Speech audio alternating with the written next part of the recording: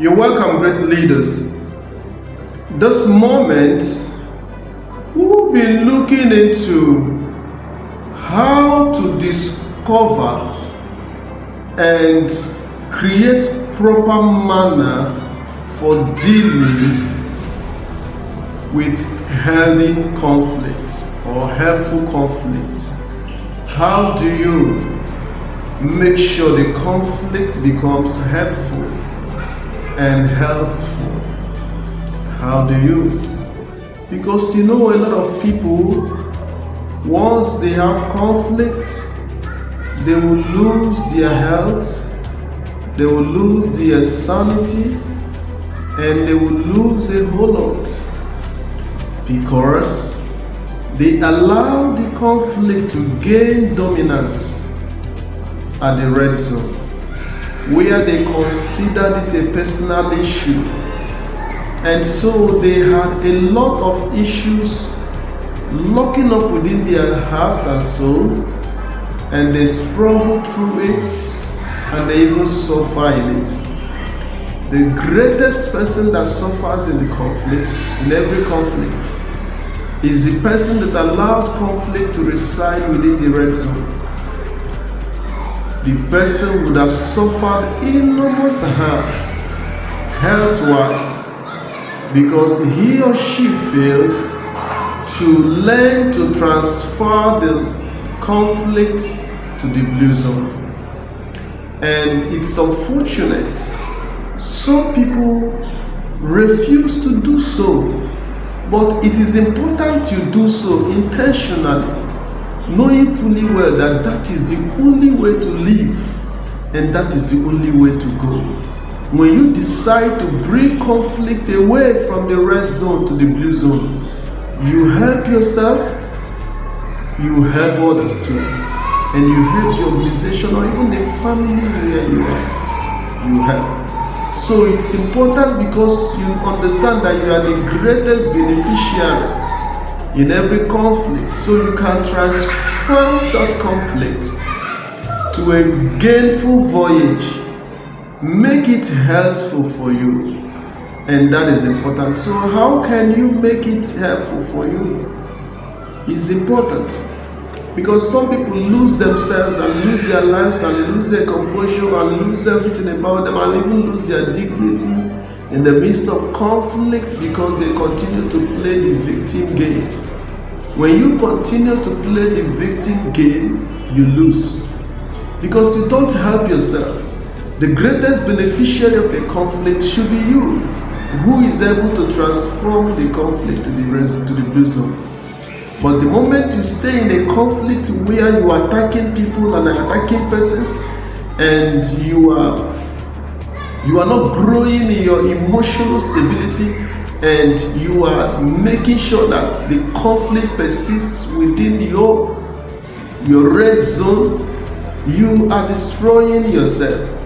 Great leaders want to live for now and for tomorrow, and so they are intentional about how they solve issues and how they deal and relate with people, because a life relationship must continue, and we must continue to meet with people and meet with issues and discuss issues and solve conflicts, because conflicts will always come, but we must learn to sail and stay afloat amidst every conflict. So how do you do that?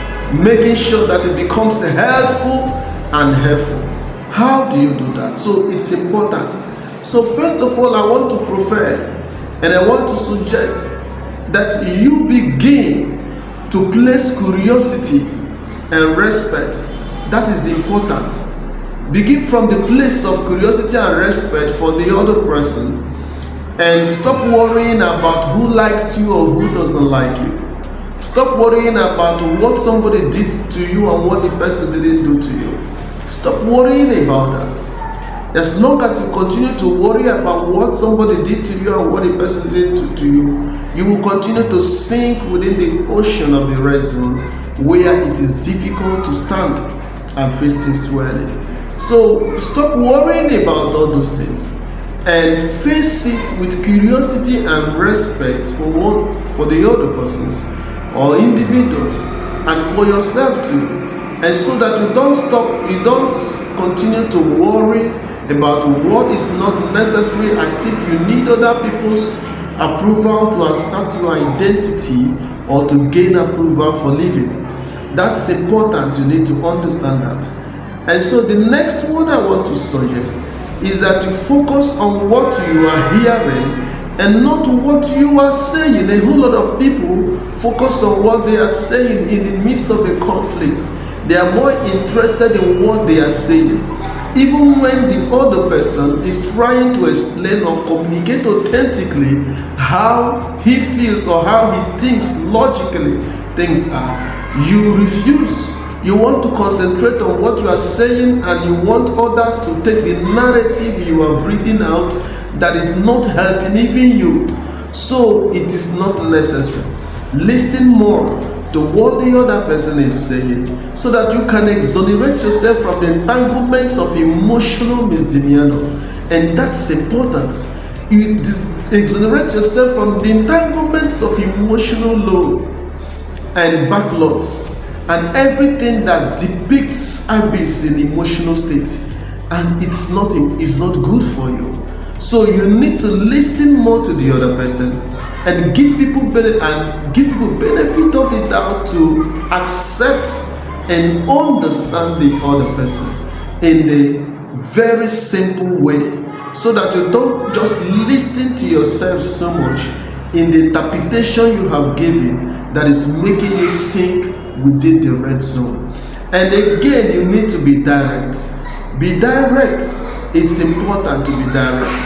Be direct and simple. There is no need for flamboyancy or for ambiguity when it has to do with conflict. Be direct and simple. And again, don't put it off. Don't put it off.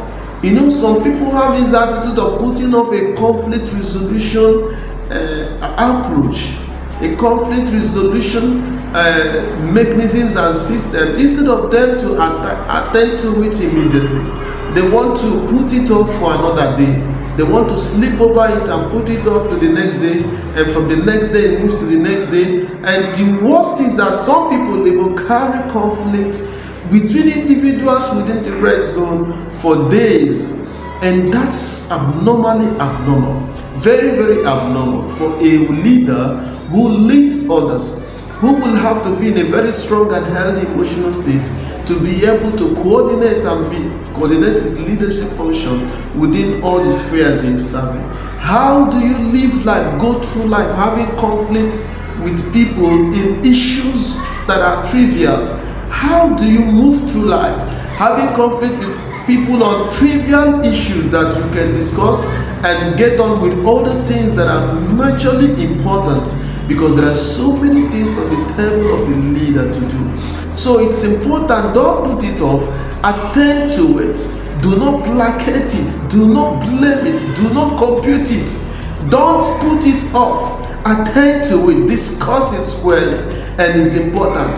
The more you compute it, the more you frustrate and kill yourself and your capacity to do well. Your capacity for excellence and prosperity will be hampered. The more you placate it, the more you also frustrate yourself. So it is important you understand these things and expect positive outcome when you're dealing with people.